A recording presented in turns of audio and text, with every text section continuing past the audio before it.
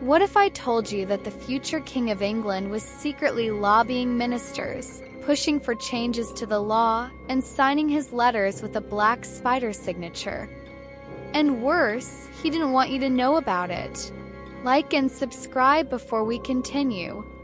In 2015, a scandal rocked the British public.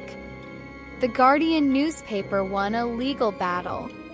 After a 10-year struggle, they finally published a series of secret letters written by Prince Charles to British government ministers. The letters were called the Black Spider Memos, named after his black ink handwriting. And within those letters was something the royal family never wanted the public to know. Prince Charles was meddling in politics. Here are the rules. The British royal family must remain neutral. They are symbols, not politicians. They have power but do not rule. However, Charles is not just a prince waiting silently for the crown. He writes powerful letters to the Prime Minister, to the Secretary of State, to anyone he deems not doing enough. And it's not just polite talk. He pushes real issues, demands action. Let's discuss what Charles actually said. He opposed the government's policy on Iraqi war equipment. He urged greater support for farmers. He championed alternative medicine. He warned of the threat of extinction to the Patagonian toothfish. Yes, Patagonian toothfish. It doesn't sound dangerous until you realize he was pressuring ministers behind closed doors. And these letters aren't just ordinary letters. They're firm, detailed, and repetitive. Some ministers even felt intimidated. The government did not want the letters published.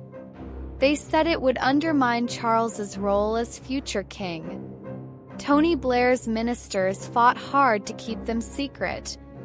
Then David Cameron's team used a rarely invoked legal veto to block their release. But The Guardian fought back. And in 2015, the UK Supreme Court made a historic ruling. The letters must be disclosed. Public had a right to know. Public response was intense. Some said Charles had overstepped his bounds. He was not an elected official. He had no right to shape policy. Others defended him, calling him a concerned citizen, fighting for a cause he believed in. But many now asked, can we trust him to be a neutral king? And what about the other members of the royal family?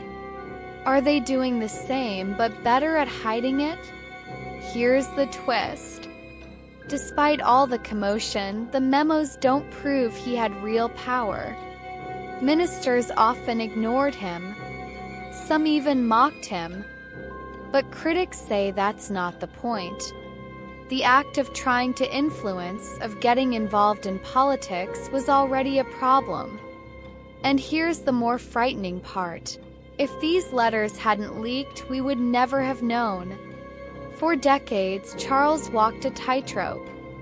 He wanted to be a modern prince, engaged, passionate, active. But the monarchy survives by staying above politics. When he became king, he promised to stop. "I'm not that foolish," he said. "I know the difference between the Prince of Wales and the king. But can a man who fought so fiercely for a cause simply turn it all off?" The Black Spider Memos pulled back the royal curtain.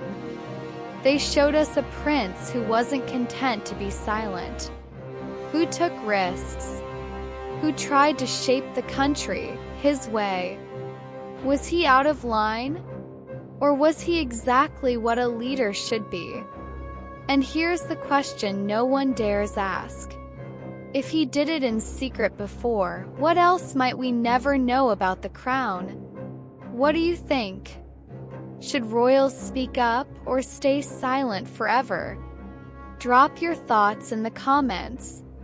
This isn't just history, it's the future of the crown. Subscribe. share. 4 more royal secrets coming soon.